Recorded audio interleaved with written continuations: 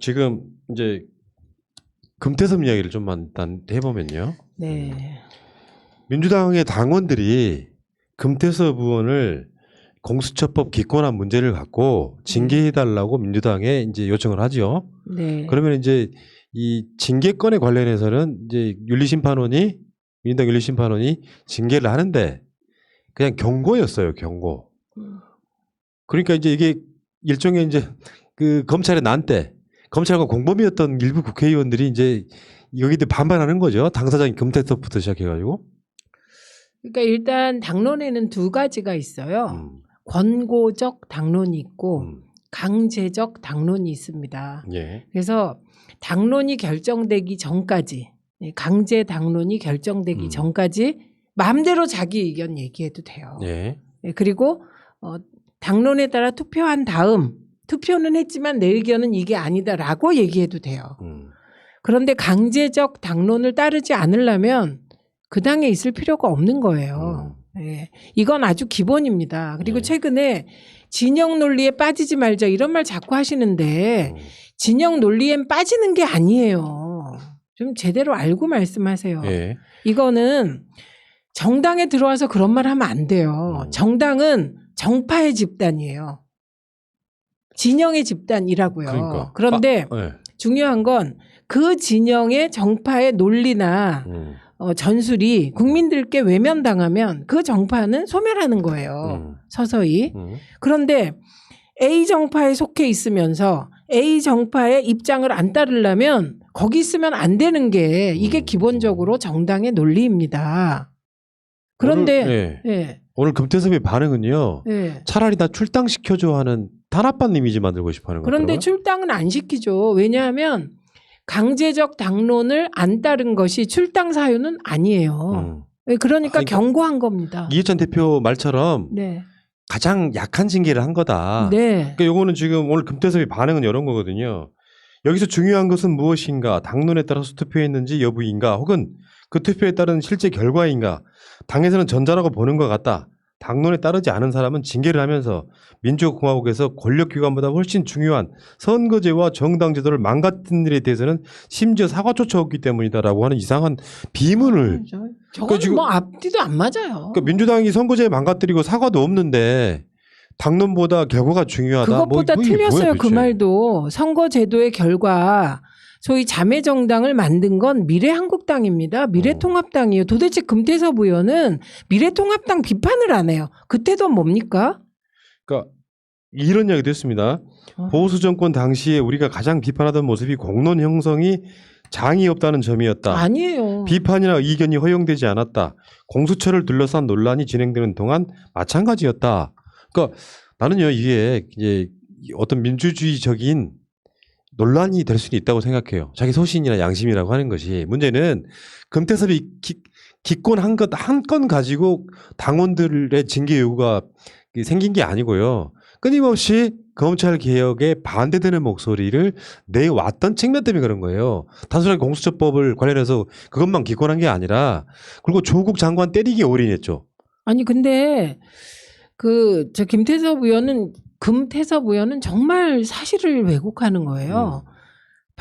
이명박 박근혜 정부에서 민주당이 이명박 박근혜 정부를 비판한 것이 공론의 장을 형성하지 않았다는 것은 언론 단체에서 방송 장악 때 한 얘기예요.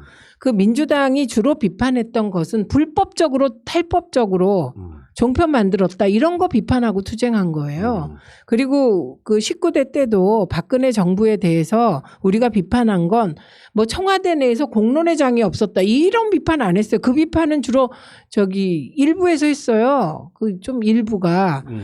그리고 우리가 비판한 거는 왜 최순실이라는 강남 아줌마하고 권력 쇠여했냐. 왜 최순실이 불법적으로 국정에 개입했냐 이런 거 비판한 거예요. 왜 제2부속실에 몰래카메라가 필요하냐. 제2부속실은 대통령을 잘 보좌하는 곳인데 그럼 제2부속실 몰래카메라는 박근혜 감시용 아니냐. 이런 문제 제기했던 거예요. 공론의 장을 형성하지 않아서 문제 제기한 거 아니고요. 탄핵당한 것도 방송 장악했다고 탄핵당한 거 아니에요. 좀 이게 진단이 틀려요. 그러니까 이분은 일종의 궤변을 하고 있는 건데 네.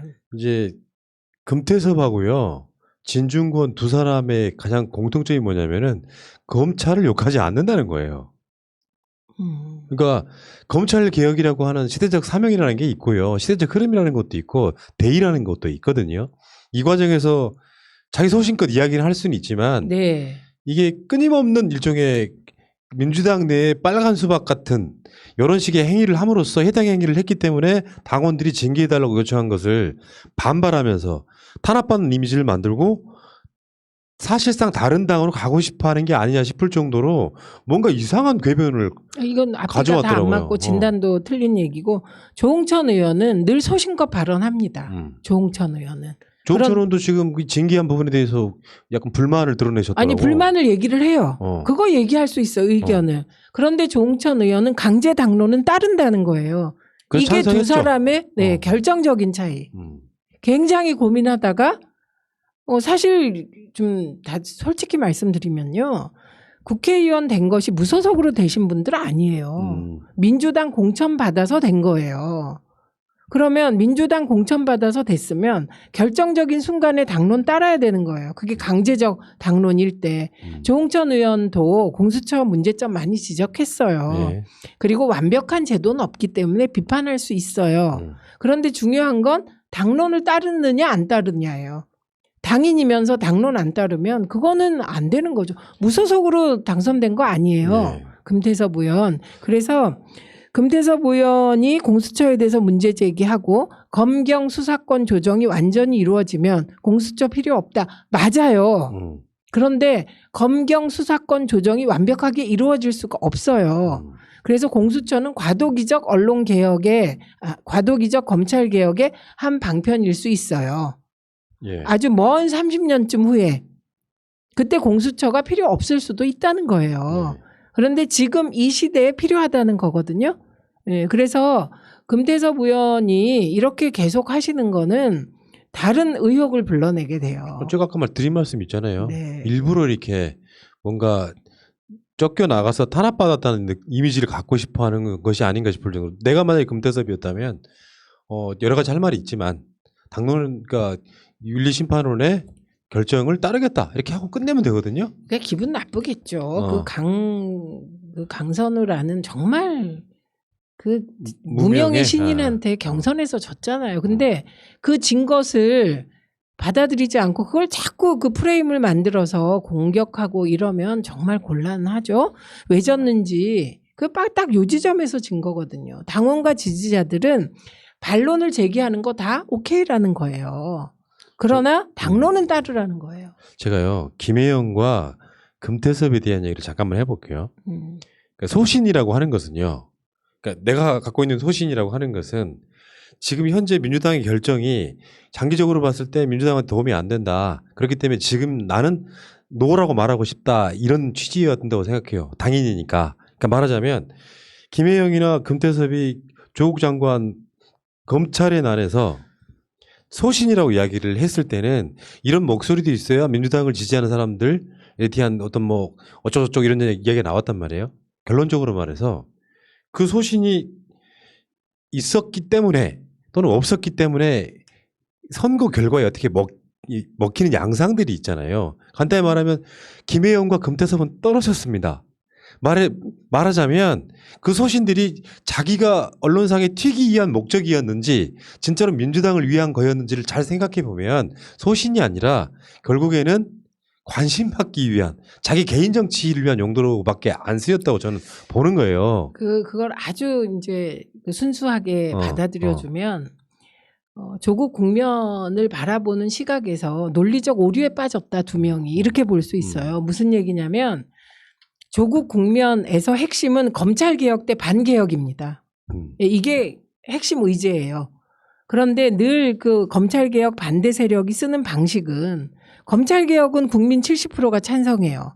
그럼 어떻게 해야 돼요? 그걸 추진하는 추진자, 조국 장관을 공격해야 돼요. 그래서 검찰 개혁의 신뢰를 떨어뜨려야 돼요. 그래서 쓰는 코드가 소위 대학 입학할 때 엄마 찬스, 아빠 찬스 썼다는 걸 들고 나온 겁니다. 그러니까 이건 의제, 시대 의제는 아니고 이게 서브 의제인데 검찰 개혁을 반대하는 세력이 흔들기 위해서 설정한 의제인데 그 부분은 일부 사실이 있잖아요. 그러니까 불법은 아닌데 엄마 찬스, 아빠 찬스 쓴 것 같아. 사실 그 조건 자체가 쓸 수 있는 조건이잖아요. 근데 그 엄마 찬스, 아빠 찬스가 아예 차단된 젊은이들은 가슴이 아프죠. 그걸 보면. 근데 이거를 활용해서 검찰 개혁을 흔든 거거든요.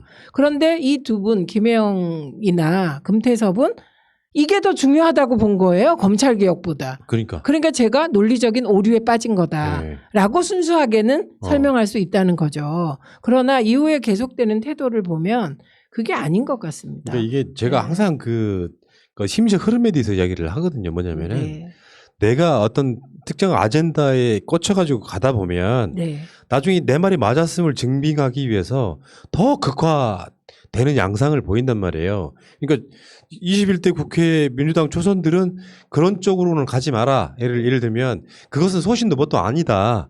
시대적 대의라는 게 있고 내가 그 민주당의 어떤 당원 당규나 당론 등에 있어서 굉장히 중요한 요소로서 당인으로서 작용하고 있는 상황에서 사실은 솔직히 말씀드리면 정치라는 것이 좋고 나쁘고를 떠나가지고 정치를 모르는 정치인이 너무 많아요. 내가 봤을 땐 그래. 그러니까 무슨 이걸 소신이라고 이걸 따르겠다고 인터뷰하는 초선들은 도대체 뭡니까?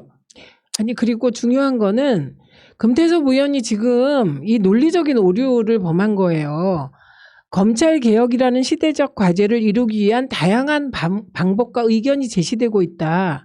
제가 검찰 개혁 자체를 반대했다면 당의 가치와 목표에 다른 길을 걸었다고 비판받을 수 있다. 하지만 검찰 개혁의 구체적 방향에 대해 일부 이견을 제시했다는 이유로 당으로부터 징계를 받은 것은 민주정당의 가치에 반하는 조치다. 이게 틀렸다고요. 의견을 제시해서 경고받은 게 아니고 의견은 제시할 수 있어요. 그쵸. 그런데 결정된 강제적 당론에 따르지 않아서 징계받은 거예요.